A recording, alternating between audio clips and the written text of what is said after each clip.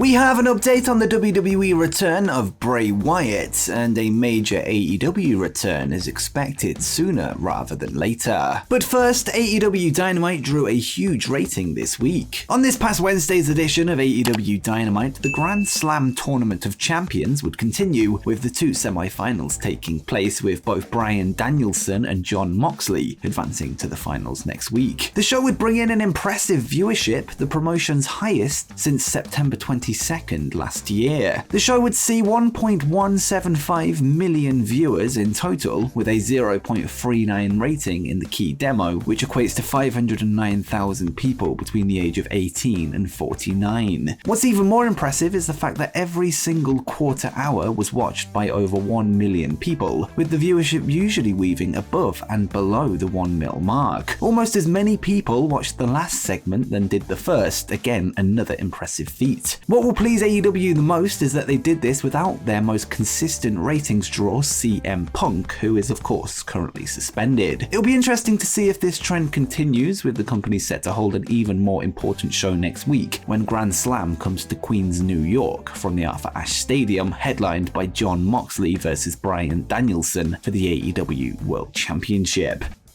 Next up, MJF buries a current WWE superstar. Following the release of the 2022 PWI 500 earlier this week, several wrestlers would react to their position on the rankings on social media. One of those names was Sheamus of WWE, who came in at 126. The Celtic Warrior would take to Twitter to say that whilst he may be the 126th best sports entertainer, he's the #1 professional wrestler. He would then get into a back and forth with Baron Corbin, who called him a mark, stating that he didn't even bother to read the issue. Sheamus would then respond to Corbin, seemingly making a reference to AEW's MJF, with him saying, "Kayfabe bro, kayfabe, real heels wear scarves." MJF would then spot the reference, replying with a simple, "sad."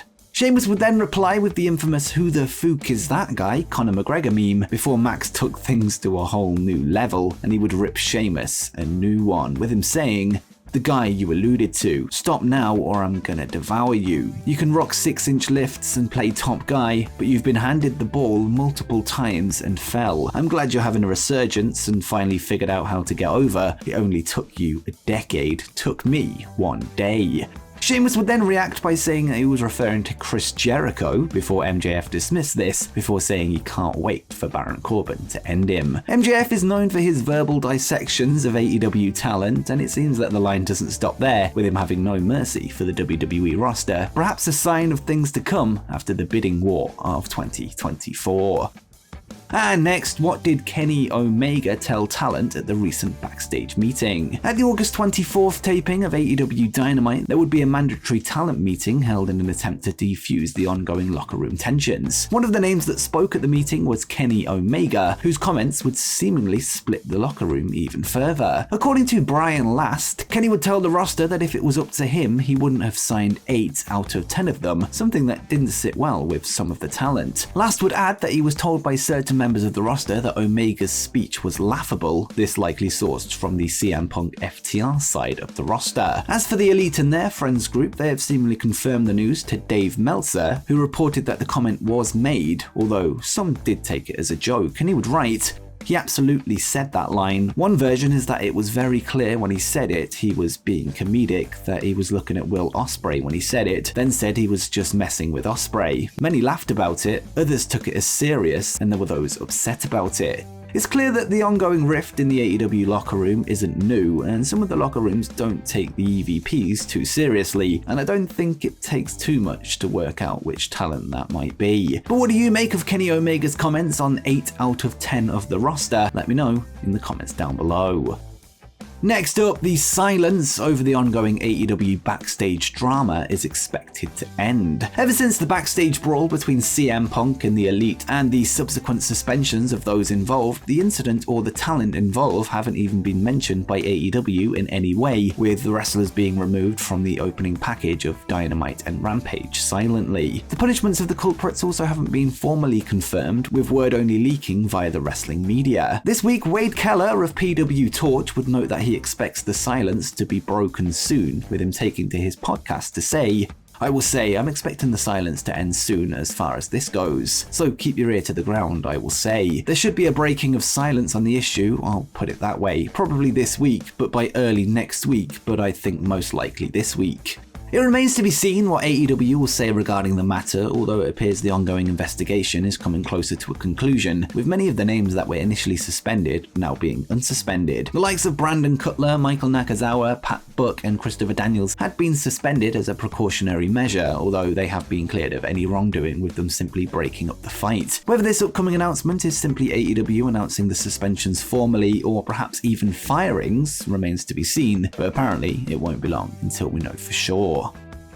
And next we have an update on the WWE return of Bray Wyatt. With Triple H taking the reins at the head of WWE Creative, many released WWE superstars have returned to the promotion, although we've yet to see arguably the biggest name of all of them. On July 31st, 2021, Bray Wyatt would be let go from the company after a 12-year tenure, this to the shock of many, with him being a former one-time WWE champion and two-time WWE Universal Champion. On top of this, he was one of the company's biggest merchandise sellers, with his persona as The Fiend being extremely marketable. Since his release, Bray hasn't resurfaced in a wrestling ring, with his appearances being limited to conventions and one yet to be announced horror flick. This week, in an update via the Wrestling Observer newsletter, talks are said to be ongoing in WWE over a Bray Wyatt return, with it also being revealed why he hasn't shown up elsewhere, and the Observer notes, regarding talk of Bray Wyatt returning, there were definitely talks in that direction. At one point the talks stalled, but it was said it was not a dead issue. Talks with him outside WWE had also stalled in the past, as his asking price was well above what other companies were willing to pay. When he was last in WWE, the belief that he was behind Roman Reigns and Brock Lesnar, that tier of he, Randy Orton and Ronda Rousey, were the highest paid pro wrestlers in the world.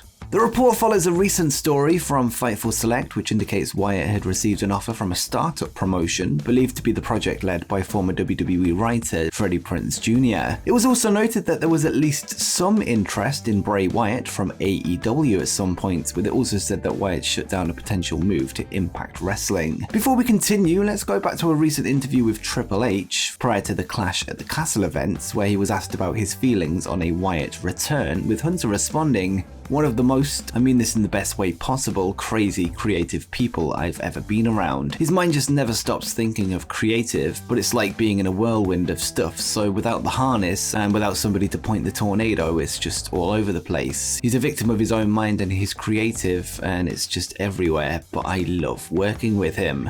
It sounds to me like Triple H would be interested in working with Wyatt under the right circumstances, and if the Observer report is to be believed, talks have at least taken place, although we have no word on the current status of the negotiations. But do you think it's just a matter of time before the Eater of Worlds resurfaces in the wrestling world, and where will it be? Let me know in the comments down below. And finally, a major AEW return is expected sooner rather than later. Earlier this year, Jeff Hardy would make his AEW debut, reuniting with his brother Matt to reform the Hardy Boys, with the goal of winning the AEW Tag Team titles to solidify their legacy. Things didn't go as planned, however, as in June, Jeff would be suspended from the company following a DUI arrest, his third in 10 years, as well as driving with a suspended license. He hasn't been seen on television since, with Jeff said to be in rehab to help deal with his addiction issues. Well, in the latest edition of the Wrestling Observer newsletter, Dave Meltzer would reveal that Jeff's return could happen soon, with him simply writing, "Jeff Hardy is expected to be out of rehab soon and back in the ring." Jeff's return was also discussed on Matt Hardy's podcast earlier this week, where he would speak with AEW TNT champion Wardlow. Matt would say that he and his brother would love to team with Mr. Mayhem in Trios action at some point, hinting that we are soon to meet the new Jeff Hardy. And Matt would say, "We're getting closer to the point where we meet the new Jeff and we figure out his future and what he ends up doing." I'm pretty excited because I feel like his mentality is like he knows he has to make some changes and do what's right. I feel like he's at a point where he will this time around. I'm excited to have him back and I think this would be amazing. It'd be so much fun. It's unknown exactly when we can expect the big return to happen, but it's great to hear that Jeff is close to recovery. With that said, his return will likely depend on the outcome of his legal trial, with it recently being revealed that his pre-trial hearing has been officially pushed back to October 19th, 2022. This likely means we're looking at the end of the year at a minimum, unless AEW feel comfortable having him appear on their shows while still on trial, with him out of rehab being enough for them to give him another chance. A Jeff Hardy return will no doubt be a divisive one, with some feeling that he's had enough chances, but for me, I'd love to see a healthy Jeff Hardy return to the ring for one last run with his brother. But let me know what you think in the comments down below. And before you go, make sure you check out 10 masked AEW wrestlers unmasked.